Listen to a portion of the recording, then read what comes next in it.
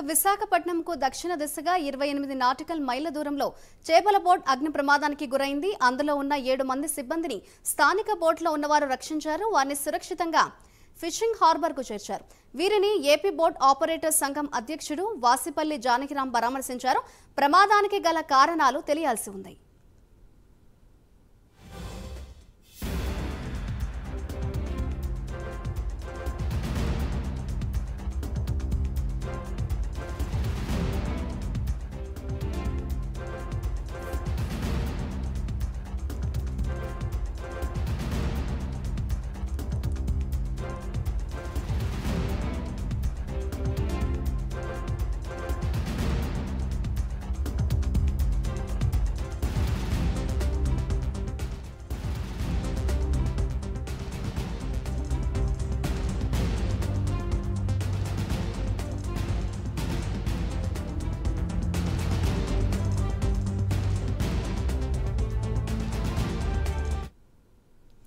విశాఖపట్నంకు దక్షిణ దిశగా 28 నాటికల్ మైళ్ల దూరంలో చేపల బోట్ అగ్ని ప్రమాదానికి గురైంది. దానికి సంబంధించిన బ్రేకింగ్ న్యూస్ చూస్తున్నాం.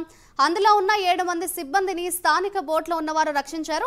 వారిని సురక్షితంగా ఫిషింగ్ హార్బర్ కి అయితే చేర్చారు. వీరిని ఏపీ బోట్ ఆపరేటర్స్ సంఘం అధ్యక్షుడు వాసిపల్లి జానకిరాం పరామర్శించారు. ప్రమాదానికి గల కారణాలు తెలియాల్సి ఉంది. అయితే సముద్రంలో బోట్ ఏ విధంగా అగ్నికి ఆహుతైందో దానికి సంబంధించిన విజువల్స్ ని ప్రస్తుతం మనం స్క్రీన్ మీద చూస్తున్నాం. ఇదే అంశంపై మరింత సమాచారాన్ని మా ప్రతినిధి రాజు అందిస్తారు. రాజు, చెప్పండి, అగ్ని ప్రమాదానికి గల కారణాలు ఏంటి? అక్కడున్న వారు ఏం చెప్తున్నారు?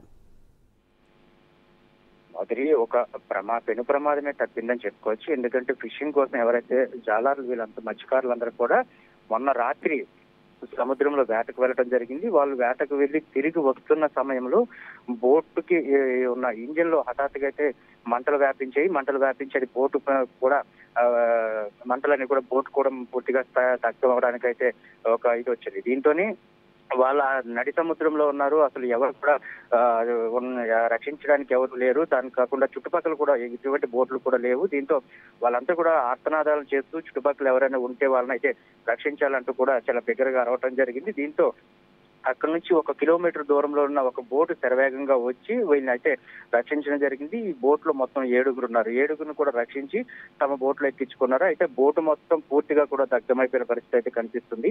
దీంతోనే వాళ్ళ ప్రాణాలు అయితే సురక్షితంగానే కాపాడగలిగారు. కానీ ఆస్తి నష్టం మాత్రం చాలా ఎక్కువగానే ఉందని చెప్తున్నారు. దాదాపుగా 40 నుంచి 50 లక్షల వరకు కూడా ఆ బోట్ కాలిపోవడం వల్ల ఆస్తి నష్టం జరిగిందంటూ కూడా చెప్తున్నారు. కానీ ఎటువంటి కూడా ప్రాణాపాయం లేకపోవడంతో పూర్తిగా వీళ్ళంతా కూడా ఊపిరి పీల్చుకునే పరిస్థితి కనిపిస్తుంది. అయితే ఇటువంటి ప్రమాదాలు ఇప్పటికే చాలా వరకు కూడా జరుగుతూనే ఉన్నాయి కనుక అప్రమత్తంగా ఉండాలి. ఎవరైతే బోట్ కి ఫిషింగ్ వెళ్తున్నారో వీళ్ళ మత్స్యకారులందరూ కూడా బోటులు క్షుణ్ణంగా ఇక్కడే పరీక్షించుకోవాలి. ఎటువంటి ప్రమాదాలకు ఆస్కారం లేకుండా చూసుకోవాలంటూ కూడా ఫిషర్మెన్ కమ్యూనిటీకి సంబంధించిన వాళ్ళు చెప్పడం జరుగుతుంది. అయితే ఎందుకంటే బోట్లు ప్రధానంగా చూసుకునేప్పటికీ నడి సముద్రంలోకి వెళ్ళేటప్పటికి అది ప్రెజర్ చాలా ఎక్కువగా పెరగడం జరుగుతుంది. ఎందుకంటే బోటుకున్న ఇంజిన్ కి సంబంధించి డీజిల్ మీద నడిచేటప్పుడు అటు పోటు వచ్చేటప్పుడు కావచ్చు, లేకపోతే గాలి వ్యతిరేక దిశలో వీస్తున్న సమయంలో కావచ్చు, వీటిలో బోటుకున్న ఇంజిన్ ప్రెజర్ అయితే చాలా ఎక్కువగా పెరగడం జరుగుతుంది. దీంట్లో ఇంజిన్ కూడా హీట్ చాలా అనుకున్న దానికంటే 200 ఎక్కువ హీట్ అయితే ఉంటుంది. దీంతోనే అక్కడ ఉన్న వాళ్ళందరూ కూడా బోట్ ని కాసేపు ఆపి దాని తర్వాత మళ్ళీ స్టార్ట్ చేయడం జరుగుతుంది. కానీ నిన్న జరిగిన ప్రమాదంలో మాత్రం ఫిషింగ్ అయిపోయింది కనుక తొందరగా ఇంటికి చేరుకోవాలని వాళ్ళ ఒక ఆలోచనను బట్టి అది ఈ ప్రమాదం అయితే జరిగినట్టు కూడా వాళ్ళు అంచనా వేసుకున్న పరిస్థితి కనిపిస్తుంది. అందుకోసమే అందరూ అప్రమత్తంగా ఉండాలని చెప్తున్నారు. మొత్తం ఎవరైతే 7 సురక్షితంగా ఒడ్డుకు చేరుకున్నారో వాళ్ళ ఒక కుటుంబాలు కూడా ఆనందం వ్యక్తం చేస్తున్న పరిస్థితి అయితే కనిపిస్తుంది.